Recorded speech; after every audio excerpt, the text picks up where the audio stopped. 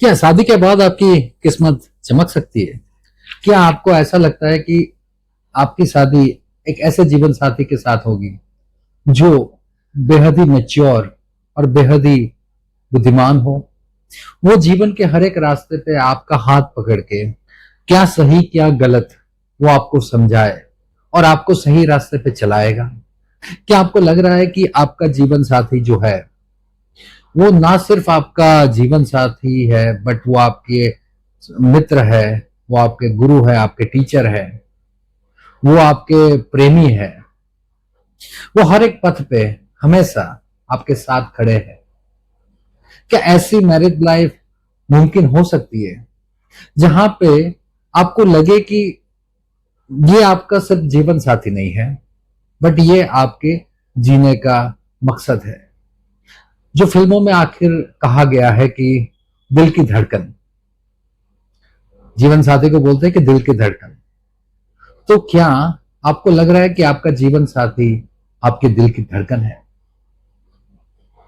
क्या आप अपने जीवन साथी के अलावा और कुछ सोच ही नहीं सकते? चाहे आपको निर्णय लेना है बेहद छोटा या बहुत बड़ा, कोई भी निर्णय लेना है, तो क्या आपको लगता है कि आप जीवन साथी के राय के बगैर, ओपिनियन के बगैर कोई भी डिसीजन नहीं ले पा रहे हो? क्या ऐसा जीवन साथी मुमकिन है जो जीवन के हर मोड़ पे, चाहे दुख हो, चाहे सुख हो, चाहे संकट हो, चाहे समस्या हो, वो आपका हाथ अपने हाथ में थाम के चल रहा है? चाहे आपने कुछ सही किया, चाहे आपने कुछ गलत किया, कुछ भी हो, लेकिन वो हमेशा आपके साथ रहे। आपको लग रहा है कि आपने हजारों गलती की, लेकिन हर बार क्या आपके जीवन साथी आपकी गलतियां माफ करके आपको क्या वही प्यार, वही सम्मान दे पाएगा? क्या आपकी शादी एक ऐसे जीवन साथी से होगी जिसके साथ शादी करने के बाद आपका जीवन पूरी तरह से कैसे पलट जाएगा, बदल जाएगा? क्या आपको लगता है कि आपकी शादी होने के बाद आप कभी कोई दूर प्रदेश में स्थित हो जाएंगे या तो आपके विदेश का योग बनेगा? तो आओ जानते हैं कि ऐसे योग कब होते हैं, जब शादी के बाद ना सिर्फ आपको जीवन साथी मिलेगा बट आपको एक ऐसा जीवन साथी मिलेगा जो सिर्फ आपका जीवन साथी नहीं, आपका संगी है, आपका मित्र है, आपका गुरु है, आपका टीचर है, आपका प्रेमी है और आपका हर एक कर्म में सहायक है। क्या ऐसा मुमकिन है? तो आइए देखते हैं इस वीडियो में।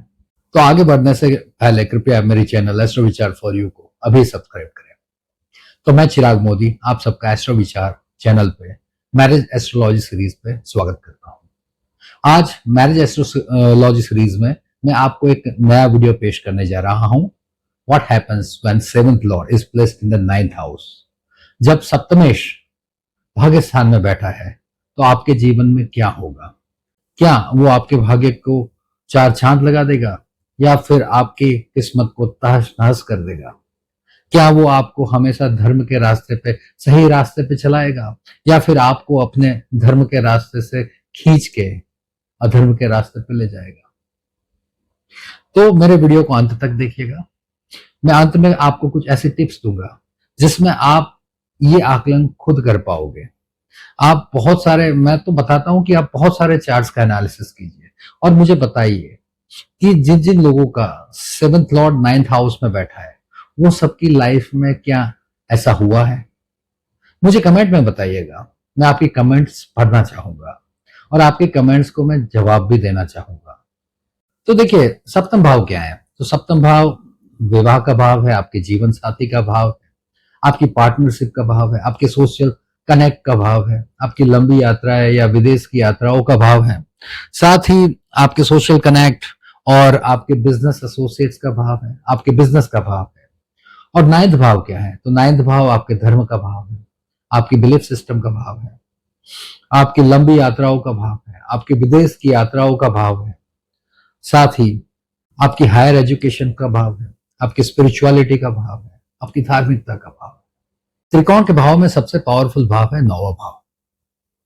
तो जब सप्तमेश नौवें भाव में स्थित होता है तो हम ये कह सकते हैं कि मैरिज और पार्टनरशिप की लाइफ को धर्म, लक, आध्यात्मिकता और भाग्य का एक इंफ्यूजन मिल रहा है।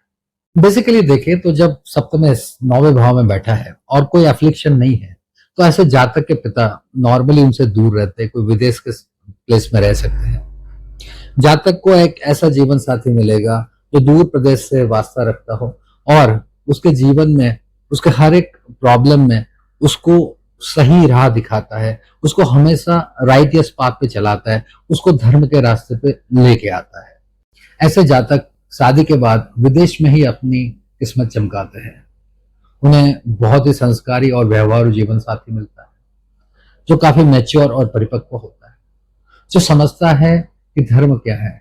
धर्म का मतलब ये नहीं है कि सिर्फ प्रभु की प्रार्थना करना, धर्म का मतलब ये नहीं कि मंदिर में जाना और भगवान की पूजा करना। धर्म मतलब वो हर एक रिश्ते का कर्तव्य जानते हैं। एक ऐसे जीवन साथी से आपका विवाह होगा जो जानता है कि उनका पति धर्म या पत्नी धर्म क्या है, वो जानते हैं कि उनका कुटुंब में उनका धर्म क्या है, परिवार में उनका धर्म क्या है, उनकी हर एक जिम्मेवारियों में उनका धर्म क्या है।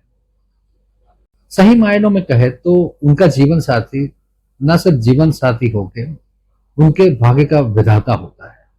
और अगर सप्तमेश 9वें भाव में ग्रसित हो और ज्यादा ही अफ्लिक्शंस हो, तो ऐसे जातकों के पिता का देहांत बहुत जल्दी हो जाता है और ऐसे जातकों का ऐसे जीवन साथी के साथ विवाह होता है जो उनको सही रास्ते से गलत रास्तों पे ले जाता है।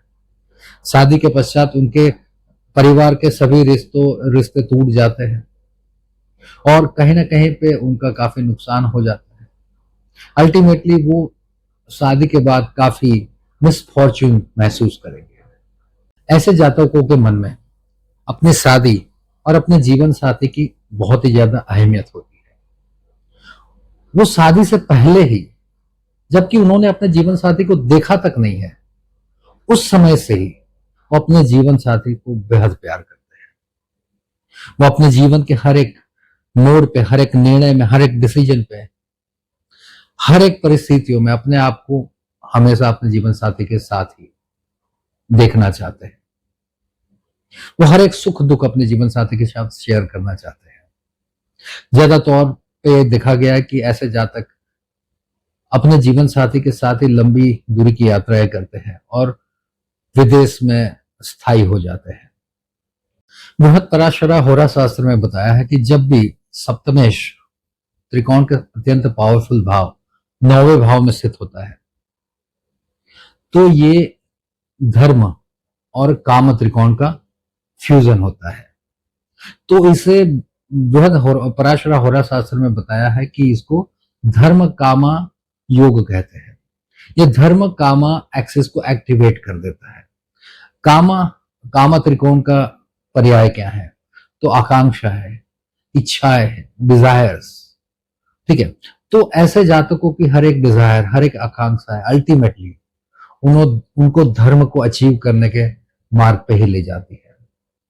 ऐसे जातकों के जीवन में कुछ वो भी करेंगे, काम त्रिकोण के बारे में, काम त्रिकोण के डोमेन में उनकी जो भी इच्छाएं हैं, उनकी जो भी आकांक्षाएं हैं, अल्टीमेटली वो धर्म के साथ विलीन हो जाती है और अल्टीमेटली वो अपने आप को धर्म के रास्ते पे ही देख पाते हैं।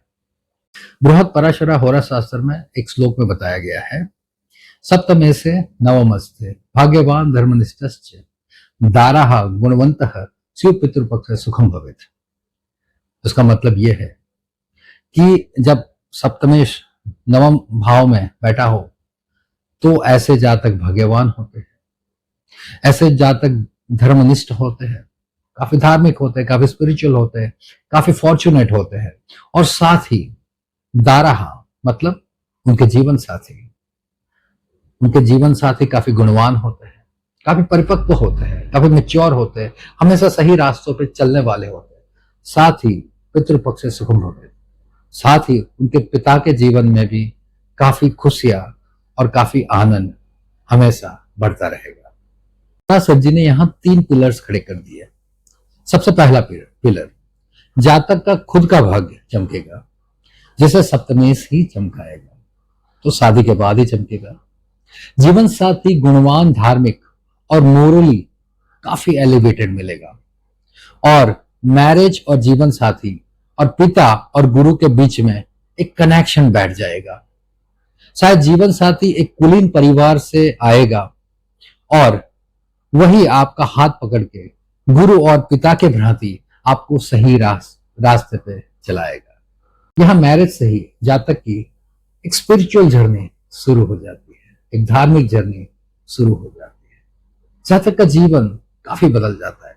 हो सकता है जातक शादी से पहले काफी गलतियां करता हो, काफी अधर्म करता हो, लेकिन शादी के बाद उसके जीवन का गोल, मकसद सब कुछ बदल जाता है। वो काफी हद तक अपने लाइफ में एकदम सीधी रेखा पे चलता है। उसे पता है क्या सही है, क्या गलत है, मुझे कैसे करना है। और जब भी वो फंसता है, वो अपने जीवन साथी से ही सॉल्यूशन पाता है, रास्ता पाता है। मंतेश्वर जी ने फल दीपिका में कहा है कि जातक लंबी यात्राएं और धार्मिक यात्राएं करेगा और ज्यादातर वो अपने जीवन साथी के साथ ही ये यात्राएं करेगा। जीवन साथी काफी धार्मिक, पढ़ा लिखा, एजुकेटेड और स्पिरिचुअल या शैक्षणिक संस्थाओं से जुड़ा हुआ हो सकता है। मतलब हो सकता है कि उनका जीवन साथी कोई ना कोई एजुकेशनल इंस्टीट्यूट में हो सकता है, टीचर हो, प्रोफेसर हो, प्रिंसिपल हो, कुछ भी हो सकता है। विवाह भाग्य का उदय करता है और जातक के जीवन की गुणवत्ता और उसकी किस्मत शादी के बाद उत्तरोत्तर बढ़ती जाती है। हो सकता है कि जातक का विवाह अलग प्रदेश, हो सकता है विदेश में, पर धर्म में और टोटली अलग कल्चर वाले जीवन साथी के साथ होता है। पिता के समान कोई व्यक्ति या पिता या धर्मगुरु या गुरु या बॉस या उनके टीचर जातक की शादी में कोई ना कोई महत्वपूर्ण रोल तो रखेंगे ही रखेंगे।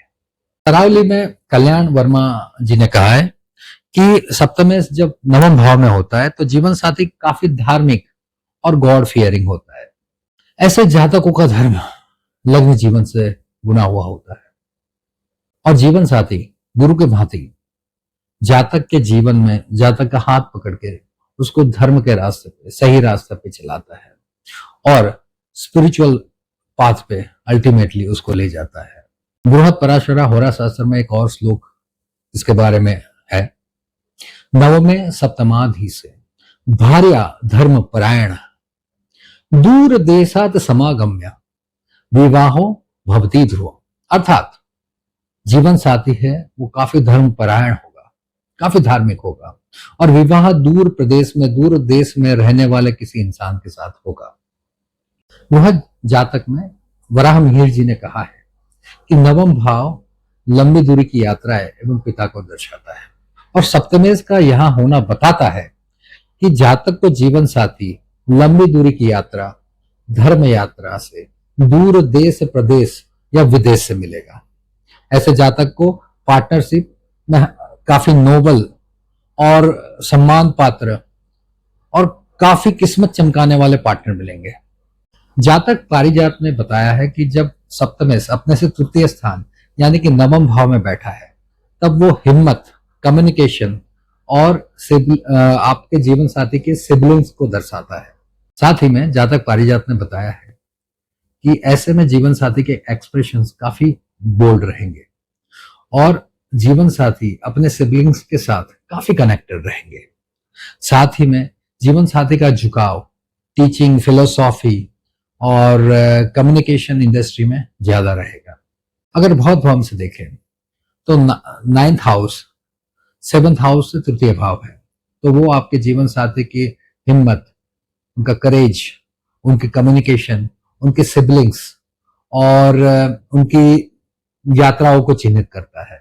साथ ही में 9वां भाव आपके 11वें भाव से 11वां भाव है, यानी गेन्स ऑफ द गेन, यानी लाभ से लाभ होना। तो यहां जब सप्तमेश बैठते हैं तो आपको पार्टनरशिप से काफी लाभ होगा। साथ ही में जीवन साथी से भी कोई ना कोई प्रकार से लाभ हो सकता है। मतलब ऐसा नहीं कि डायरेक्टली जीवन साथी आपको लाभ दे, बट शादी के बाद आपके लाभों का भाव खुल सकता है क्योंकि ये आपके 11वें भाव का भावोद्भव हुआ।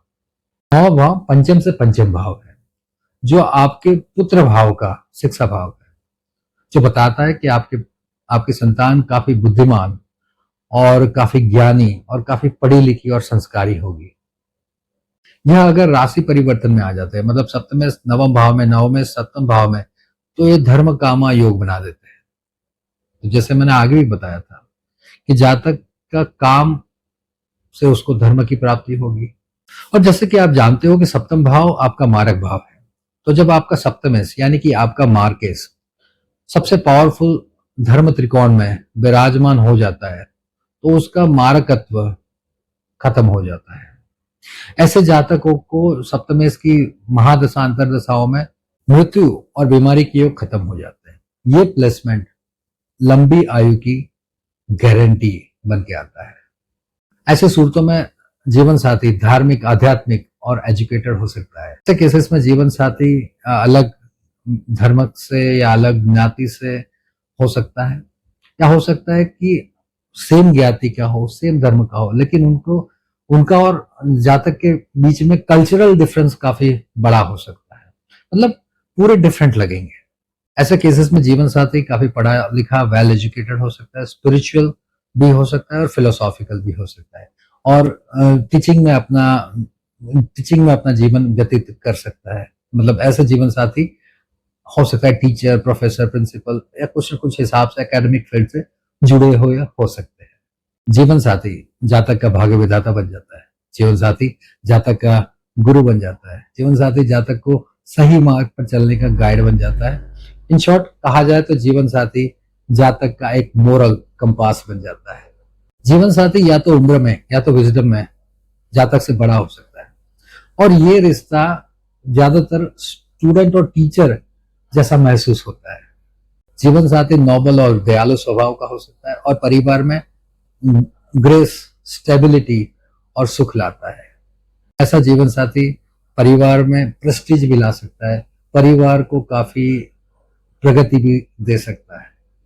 जातक के जीवन में उसका विवाह ही एकमात्र टर्निंग पॉइंट बन जाता है, और विवाह के बाद ही जातक के जीवन में काफी इंप्रूवमेंट आती है। ऐसे जातकों को जीवन साथी के परिवार से यानी कि इन लॉज के वेल्थ, स्टेटस और कनेक्शन से भी काफी बेनिफिट हो सकता है। बिजनेस पार्टनर्स अच्छी किस्मत लेके आते हैं अगर वो आपके पार्टनर्स बनेंगे तो, और खास तौर पे ऐसे बिजनेस जो फॉरेन लैंड, एजुकेशन, ट्रेवल्स इत्यादि से कनेक्टेड हो। विवाह के कनेक्शन से जातक को अपने गुरु, अपने बॉस या अपने टीचर से आशीष मिल सकते हैं। मतलब ऐसा नहीं कि विवाह आपके जीवन साथी के कनेक्शन से, बट कहीं ना कहीं पे ये इक्वेशन, ये लूप कंप्लीट हो जाता है। जब आपकी शादी हो जाती है तो कहीं ना कहीं पे आपको आपके गुरु के, आपके टीचर्स के, आपके बॉसेस के, आपके हर एक हायर अथॉरिटी के लोगों से, जिनसे भी आप सीखते हो, उन सबके आशीर्वाद आपको मिल जाते हैं। जैसे कि बताया कि नौवां भाव भी डिस्टेंस ट्रेवलिंग को चिन्हित करता है और विदेश को भी चिन्हित करता है, विदेशी यात्राओं को भी निर्देश करता है, और सातवां भाव भी विदेश, लंबी दूरी की यात्राओं को निर्देशित करता है, साथ में पार्टनरशिप को भी निर्देशित करता है। तो जब सप्तमेश 9वें भाव में होता है तो ये एक डबल इंडिकेटर हो जाता है। किस चीज का डबल इंडिकेटर होता है?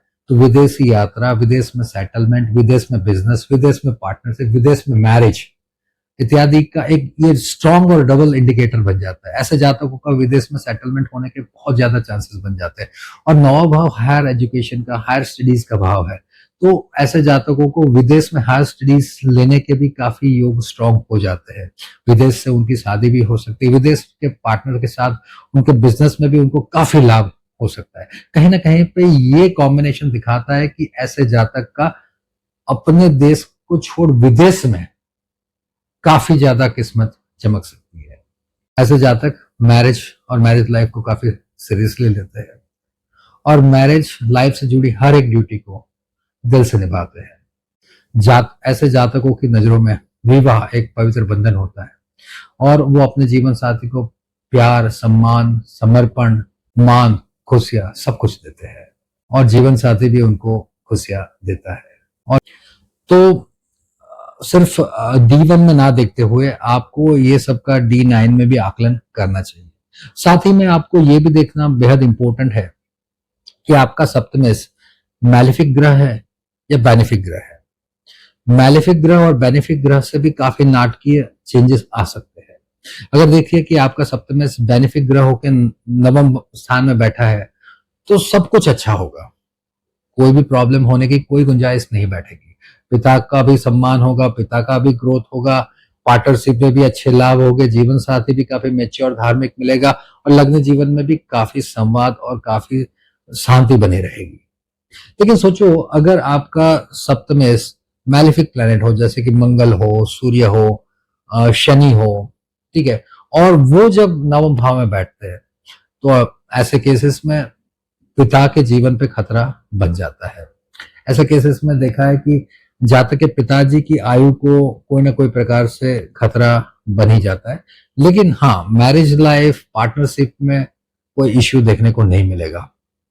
नॉर्मली ये भी देखा गया है कि जब ऐसा कॉम्बिनेशन D1 में बन रहा है लेकिन D9 में अगर सप्तमेश ग्रसित हो तो ये कॉम्बिनेशन आपको पूरा उल्टा रिजल्ट दे सकता है। उल्टा रिजल्ट मतलब ये हो सकता है कि आपका जीवन साथी काफी मेच्योर और काफी कहा जाए तो घर में अशांति फैलाने वाला, सांसारिक कलह देने वाला भी हो सकता है और आपके पिताजी के जीवन के संघर्ष भी बढ़ जाते हैं। आशा रखता हूं कि आपको मेरा वीडियो पसंद आया होगा। अगर मेरा वीडियो आपको पसंद आया तो कृपया इसको लाइक करें और अपने यार दोस्त और परिवार के साथ वीडियो को शेयर करें और साथ ही मेरे चैनल एस्ट्रो विचार फॉर यू को अभी सब्सक्राइब करें। धन्यवाद।